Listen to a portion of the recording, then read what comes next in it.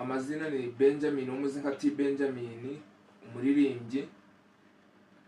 Abanze ni njyewe ukoraga indirimbo za Honorable Sam Byibesho, ariko igituma njyewe nkunda Honorable Sam Byibesho, ibyo bavuze abantu bose byinshi babivuze, ni umugabo ukunda abantu, kuko akenshi urasanga abantu bakunze kunywa agashera, niwe muntu waza agafata ku gikopu cy'urukunywa nta kwinubwa mbe. Hari abandi baraza usange ntayafata ku gikopu cy'urukunywaho agafite icyo gushakaho. Then tujya ku kintu cya tente, abantu bari kuvuga ku tente. Actually abantu bari hanze ya municipality njambaga ku ground cyane. Abantu bari hanze ya municipality bakundaga Byibesho gusumbya abantu bari mu municipality. So abantu ba municipality mutabaye maso uku kwezi kwa karindwi kuri kuza twaba duhombye umugabo witwa Lilian. Tugomba kuba maso tukareba ngo niba umuntu wo hanze ari kwifuza ngo Byibesha muyobore, twe kandi kukitwemera ngo tumuhombe. Tugomba kuba maso tugatora umuntu wingira akamaro.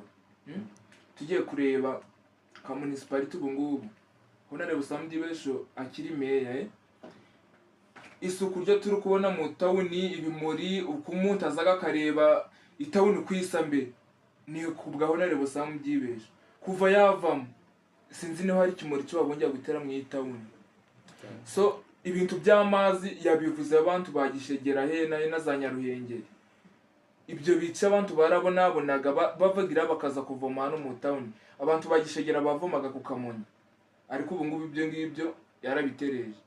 N'abagendaga baragira umujinya bakagenda barabyonona amanyango ntadushaka ngizina rye byumvikane, baravugaga ngo ni barihima, barihimaga. Nese nibubonye amazi Byibesho aracyariho, ntabwo ari we ukoze iki ugize. N'abantu bariyongera ngo hariyo n'abandi bantu burasanga ugasanga ari kurwana n'igishushanyo cya Honorable Sam Byibesho. Benjamin, usa tugiye kurangiza ngaho kugira ngo twakire ku masimu, abantu bari guhamagara ari benshi cyane. Akaruko gatoya cyane tuveyo turi kwakira amasimu yanyu mutavuga kwaje kugaruka.